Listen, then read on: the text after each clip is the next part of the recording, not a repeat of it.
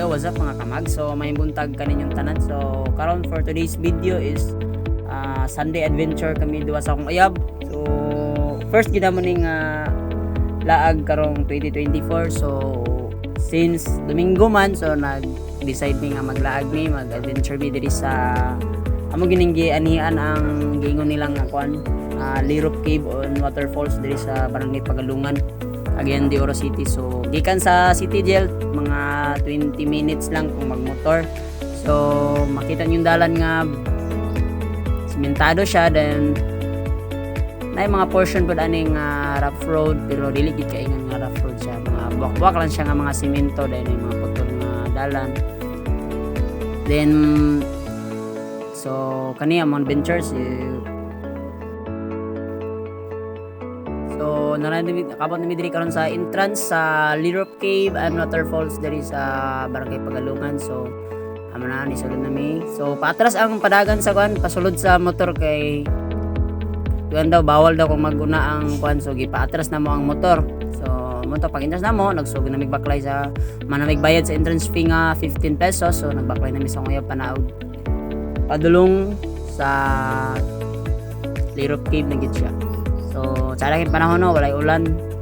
So kani siya nga time pod karon nga wala kayo papakayo ikuan mga kanhi kay sayo pa man pod.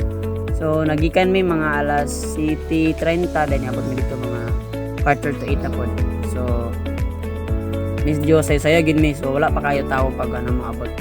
So nakaabot na mi diri sa ubos. So mo na siya na mga cottage, na mga lahi og mga price ang mga cottage diri mga kamag. So diri na sada gid kay ang tubig gid, tinuod gid lang ging tinaw siya tungod sa waterfalls. Then wala pa mingop kayo kamera mga pilar ra mi diri kabok nga nagkuan sayo. So tinaw siya ang tubig. So mailan nimo nga mura siya pan lubog, pero dili gid siya lubog, sa tubig gid siya. So na bato na ilitayanan, tura-turang mura siyang falls. So makita ninyo grabe ka tinaw, mingaw pa kayo sada pa ng panahon. So naka-timing mi karon nga walay ulan gabi kay naka maayo man ang kuan tubig, dili man siya lubog. So mingap gid kayo guys. So nagbayad mi og kuan cottage nga 100. So lamisa lang na siya. Oh grabe ka tinaw. So kani siya usap ko ni sa pinakatsada nga waterfalls diri sa Cagayan.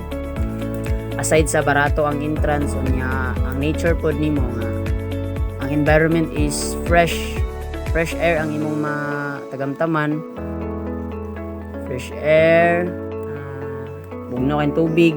So makainggi ka nga, very relaxing gid siya nga place para sa mga pamilya or mag friends, mag-uyab ana, magbanding-banding. So first time naman ni malag sa uyab nga ingani sa kuan Lirop Cave.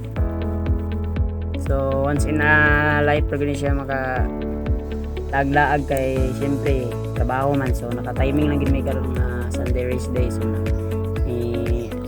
laag lang gid may kadjut. So sada gid kayo sa feelings guys nga makaligo diri sa kuan Lirop Cave. Medyo layo-layo siya pero at least enjoy pod.